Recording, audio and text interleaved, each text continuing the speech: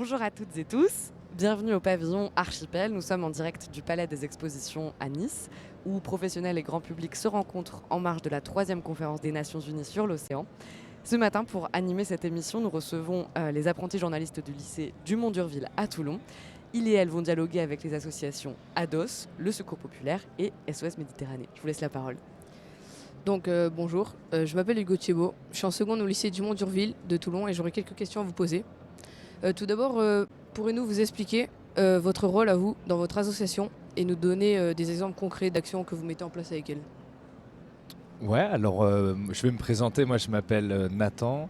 Je travaille à Ados, qui est une ONG située à Valence. Et en fait, Ados a la particularité d'être à la fois située à Valence et à la fois située dans la région de Matam au Sénégal, qui est au nord-est du Sénégal. Ok. Et du coup, cette association présente depuis 40 ans. Elle fait plusieurs choses. Tout d'abord, elle fait de la technique sur place au Sénégal sur la gestion de l'eau et l'assainissement des forages en coopération avec les populations locales, les élus locaux, tout ça. Donc on est un peu facilitateur de ces moyens pour faire de l'assainissement sur le terrain.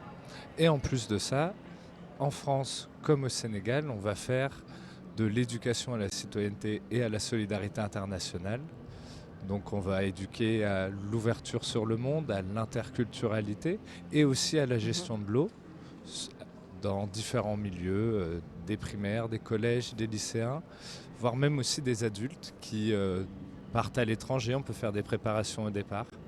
Donc moi je suis chargé de l'éducation à la citoyenneté et à la solidarité internationale dans le pôle français. Donc j'ai des collègues sénégalais qui font aussi ce que je fais au Sénégal. Et moi, j'ai plusieurs collègues avec moi qui font de l'ECSI en France, à Valence. Ok, merci beaucoup. Donc j'aurais une autre question aussi. En quoi la population des fleuves et leur assèchement jouent-ils un rôle dans la dégradation des océans, que ce soit l'acidification, la pollution ou la baisse de biodiversité? Alors, nous, du coup, à Valence, on est à côté du fleuve Rhône. Et la région de Matam, et principalement la ville de Matam, qui est la préfecture de cette région, et elle à côté du fleuve Sénégal. Et en fait, il y a différentes problématiques qui vont se poser. Tout d'abord, il faut bien avoir en tête qu'un fleuve est un bassin, est un réservoir de biodiversité, mais c'est aussi un réservoir de sédimentaires.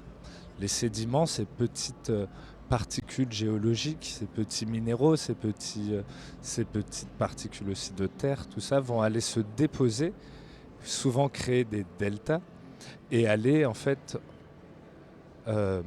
empêcher les mers ou les océans de remonter à l'intérieur des fleuves.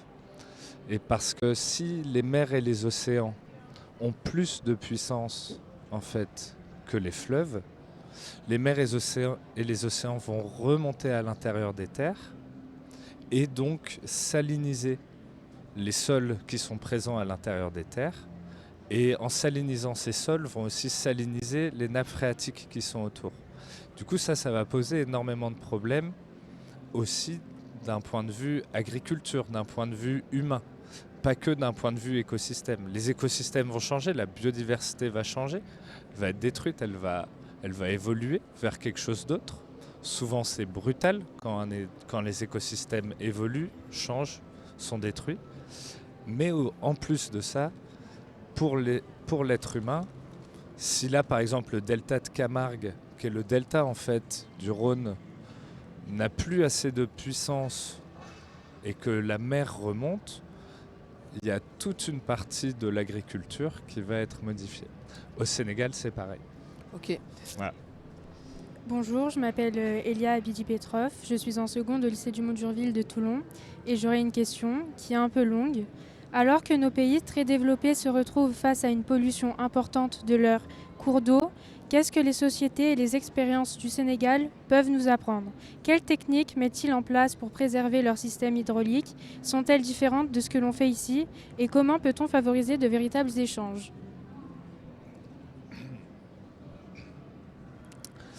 Alors par exemple, il y a un exemple très concret qui existe au Sénégal et c'est l'exemple de la gouvernance des eaux, ce qu'on appelle aussi l'hydrodiplomatie. c'est que nous en France, le fleuve Rhône. Le fleuve Rhône, il prend sa source à l'est de la Suisse. La Suisse et la France ne coopèrent pas sur le fleuve Rhône. C'est-à-dire que le jour où la Suisse décide de mettre différents barrages sur son territoire, ce qu'elle a le droit de faire, nous, en aval de ce fleuve Rhône, on va se retrouver avec une réduction du débit, donc une pénétration de la mer Méditerranée dans le delta de Camargue, ce qui va avoir, comme j'ai expliqué avant, différents problèmes. Au Sénégal, par exemple, le fleuve Sénégal, qui prend sa source en Guinée et qui est au bord du Mali, de la Mauritanie, qui est la frontière naturelle avec le Mali et la Mauritanie, a créé une organisation qui s'appelle l'OMVS, l'Organisation pour la mise en valeur du fleuve Sénégal, qui permet à ce que chaque pays autour en fait, du fleuve Sénégal prenne les décisions ensemble sur qu'est-ce qu'on va faire. Est-ce qu'on va mettre un barrage hydraulique pour augmenter la production d'électricité et permettre une croissance économique dans un pays? Mais c'est parce que si on fait ça, c'est super pour le pays qui le fait, mais le pays en aval se retrouve avec moins de débit. Donc, moins de ressources pour lui et moins de possibilités de le faire. Donc, ce qu'ils font, c'est qu'ils prennent toutes les décisions ensemble. Chaque fois qu'il y a un barrage qui doit être créé, ils se réunissent avec des délégués des différents pays pour se dire « Ok, est-ce qu'on fait ça? Est-ce qu'on ne le fait pas? Si on le fait, qui en a les bénéfices? Comment on fait pour réparer les externalités négatives des pays en aval ?» Et ça, c'est un exemple de gouvernance qui est quasiment unique que les pays autour du fleuve Sénégal font. Ça, on doit s'inspirer de ça. Après, il y a aussi dans la coopération, donc nous c'est ce qu'on fait beaucoup, c'est de la coopération.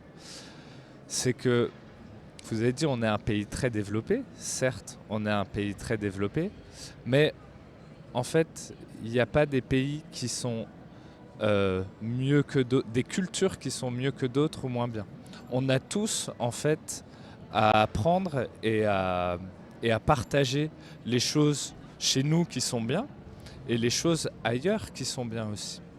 Et dans un cadre où nos sociétés, nos écosystèmes vont se réchauffer, on a aussi besoin d'avoir des techniques des fois millénaires de pays qui ont l'habitude de travailler dans des espaces où il fait plus chaud pour aussi prendre en cause en fait leur expérience que ces pays ont avec le fait de vivre à 40 degrés ou à 35 degrés, ce que nous on n'a pas. Cette coopération, elle existe aussi dans ce sens-là, ce partage d'expérience, ce qui est en fait primordial. L'échange, l'éducation, le partage sont des concepts primordiaux si on a envie en fait d'être plus résilient face aux différents défis que nous avons à relever. Merci. Bonjour, je m'appelle Ludivine, je suis en seconde au lycée Dumont d'Urville de Toulon. Et donc je me demandais que pouvait faire votre association pour la protection des océans. Alors nous, on n'est pas spécialisé dans la protection des océans. Nous, par contre, on est beaucoup plus spécialisé dans la gestion de l'eau et d'ailleurs dans les fleuves. J'en ai déjà beaucoup parlé là pendant les différentes questions précédentes. Mais nous, en fait, il faut bien avoir en tête aussi que les océans, qui sont au niveau 0, sont dépendants de tout ce qui se passe au-dessus. Donc, protéger les océans, c'est aussi protéger les systèmes hydrauliques en amont des océans. Les fleuves, les rivières, éduquer au gaspillage de l'eau, éduquer aussi pas que au gaspillage de l'eau visible. En fait, il faut avoir en tête qu'il y a l'eau visible où on dit qu'il faut fermer le robinet, il y a l'eau visible où on dit qu'il faut prendre des douches plus courtes, mais il y a l'eau invisible aussi. Quand tu achètes un t-shirt, tu utilises de l'eau. Quand tu manges de la viande, tu utilises de l'eau. Et en fait, éduquer à ces différentes gestions de l'eau. L'eau visible, un Français, c'est 150 litres d'eau par jour. L'eau invisible, un Français, c'est 4500 litres d'eau par jour. Alors oui, fermer le robinet, c'est important, mais éduquer à moins consommer de vêtements neufs, moins consommer de viande, ça l'est encore plus en fait. Et c'est en faisant toutes ces petites démarches d'éducation que Ados fait, certes pas spécialisé sur les océans, mais spécialisé sur la gestion de l'eau en général, qu'on va pouvoir régler des problèmes globaux qui vont toucher les océans. Car au final, tout se jette dans l'océan, tout finit dans l'océan. Ok, merci. Et pourquoi votre association est-elle présente aujourd'hui à cette conférence? Qu'en attendez-vous? Qu'est-ce que j'attends de la conférence ? Oui. Alors pourquoi l'association est présente un peu pour toutes les raisons que j'ai pu évoquer. D'un point de vue système hydraulique en amont des océans. Et de deux, aussi d'un point de vue interculturalité, échange de façon de penser, échange de partage de savoir-être, et aussi bien prendre conscience qu'il n'y a pas qu'une seule façon d'être humain. Nous, on a notre façon d'être humain, elle a plein d'avantages, certes, mais elle a aussi plein d'inconvénients, et partout sur Terre, et même l'histoire anthropologique de l'homme nous le montre, on a eu plein de façons d'être humain. Il n'y en a eu aucune qui a été parfaite, mais on a intérêt en fait à aller piocher dans tous ces différents systèmes d'êtres humains qui ont vécu, toutes ces différentes sociétés, pour relever les différents défis actuels. Différents défis actuels d'ailleurs qui sont en partie dus à nos sociétés, à nous, très développées comme ça a été expliqué juste avant. Donc des fois, le très développé, il faut aussi le remettre en question. Et donc voilà pourquoi je suis ici et qu'est-ce que j'attends de cette conférence. Comme d'habitude, à chaque fois que dans ma vie de tous les jours, ce que j'attends, c'est d'apprendre. Donc je suis là pour apprendre. Voilà. Avez-vous constaté des progrès grâce à vos actions, ou avez-vous des moments de découragement face à l'évolution de la situation et la lenteur du progrès?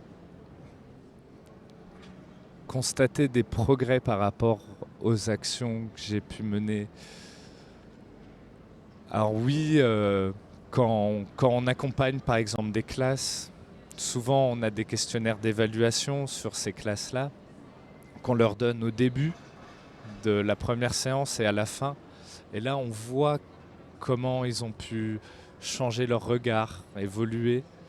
Et ça c'est très encourageant parce qu'on voit concrètement l'impact éducatif qu'on va avoir. Il faut avoir en tête que l'impact éducatif, souvent, c'est quelque chose de compliqué à quantifier ou à récupérer sous forme de bilan. Et donc oui, c'est des petites victoires, mais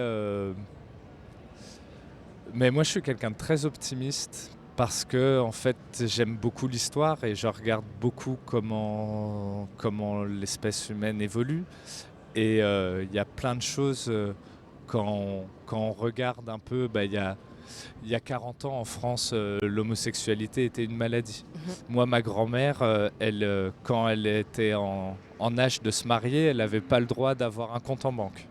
C'était son mari qui tenait son compte en banque. Ma grand-mère aînée, elle n'avait pas le droit de voter. En fait, toutes ces petites victoires, ces grandes victoires que l'histoire récente nous montre, sont le fruit en fait d'une éducation, mais d'une éducation de la population en général. Et je pense on court après le temps en se disant on n'a pas le temps de faire de l'éducation, il faut faire des actions, on n'a pas le temps. Mais on passe à côté du principal, c'est que l'éducation forcément elle va prendre son temps, mais une fois qu'elle arrive et une fois qu'elle porte ses fruits, toute la société va changer et va évoluer. Et on le voit. Ma grand-mère n'avait pas le droit d'avoir un compte en banque. Enfin, c'est quand même ultra rapide les évolutions. Et même si on prend un pas un peu plus grand, on peut beaucoup critiquer la société capitaliste, mais la société capitaliste, elle est ultra récente. Elle est ultra récente. Avant, c'était la monarchie. Et la société capitaliste, elle a quoi? Elle a 300 ans, 250 ans. Donc, tout avance super vite. Et cette société capitaliste qui arrive un peu à un niveau